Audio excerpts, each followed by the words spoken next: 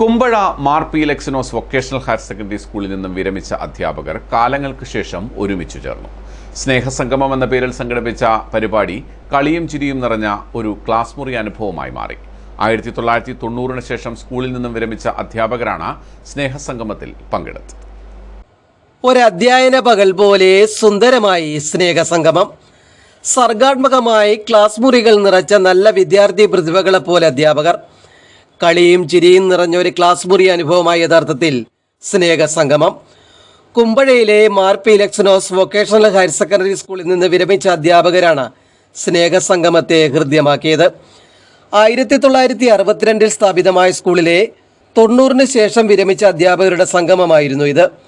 പ്രായത്തിൻ്റെ അവശതകൾ നേരിടുന്നവർ പോലും സ്നേഹസംഗമത്തിലെത്തി. അധ്യാപികമാരുടെ പങ്കാളിത്തം ഏറെ ശ്രദ്ധേയമായി. വിവിധ ഗെയിമുകളിൽ പങ്കെടുത്തുകൊണ്ടിവർ സ്നേഹസംഗമം കളറാക്കി.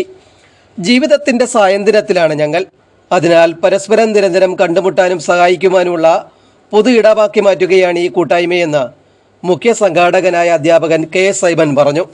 ഇനി തുടർന്നുള്ള പ്രവർത്തനങ്ങൾ എന്ന് പറഞ്ഞു കഴിഞ്ഞാൽ ഞങ്ങളുടെ ബന്ധുക്കളോ അതുപോലെ തന്നെ ഞങ്ങളുടെ സുഹൃത്തുക്കളോ എന്തെങ്കിലും കുട്ടികൾ അതുപോലുള്ള കാര്യങ്ങൾ എന്തെങ്കിലും ആവശ്യങ്ങളുണ്ടെങ്കിൽ ഒരു നല്ല സന്നദ്ധ പ്രവർത്തനങ്ങൾ ചെയ്യുന്നതിനും അതിനുള്ള ഒരു ഫണ്ട് രൂപീകരിക്കുന്നതിനും അത് ഉചിതമായ രീതിയിൽ ചിലവാക്കുന്നതിനും ഒക്കെ ഞങ്ങൾ ശ്രമിക്കുകയാണ്.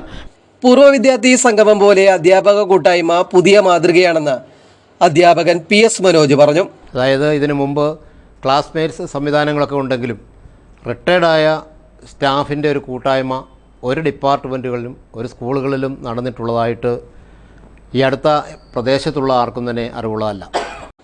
വിദ്യാഭ്യാസത്തിൻ്റെ ഘടനയും രീതിയുമെല്ലാം മാറുകയാണ്. എല്ലാം ഡിജിറ്റലായി മാറിക്കഴിഞ്ഞിരിക്കുന്നു. പക്ഷേ ഞങ്ങൾ ക്ലാസ് മുറികളിൽ ഹൃദയം പകുത്തു നൽകിയാണ് കുട്ടികളെ ചേർത്തിണക്കിയതെന്ന് അധ്യാപികമാർ പറയുന്നു. അങ്ങനെ സാരിയൊക്കെ മാറിയൊക്കെ ഇവിടുത്തെ കോളേജിൽ നിന്നൊക്കെ പഠിച്ചു കഴിഞ്ഞ് കുറച്ച് കഴിഞ്ഞ് ഉടനെ ജോലിക്ക് കയറിയല്ലോ. അന്ന് വിവാഹവും കഴിഞ്ഞിട്ടില്ല. അപ്പോൾ അങ്ങനെ ഒരു നല്ല അന്തരീക്ഷമായിരുന്നു. കുട്ടികളോടുള്ള ഞങ്ങളുടെ പെരുമാറ്റം അതുപോലെ തന്നെ ഇങ്ങോട്ടും എല്ലാം നല്ല പേരൻസ് ആയാലും എല്ലാവരും നല്ല രീതിയിലാണ് ഞങ്ങളോട് പെരുമാറിയിട്ടുള്ളത്. ഹസ്ബൻഡ് അടിക്കുമ്പോൾ അങ്ങേയറ്റം 9 കാലാകുമ്പോൾ സ്കൂളിലെത്തണം. എങ്കിലും എല്ലാവരും തന്നെ സ്കൂളിൽ അവിടെ എത്തുകയും അവരവരുടെ പ്രയത്നങ്ങൾ അവരുടെ കഠിനാധ്വാനം നമുക്ക് കാണാൻ സാധിക്കും.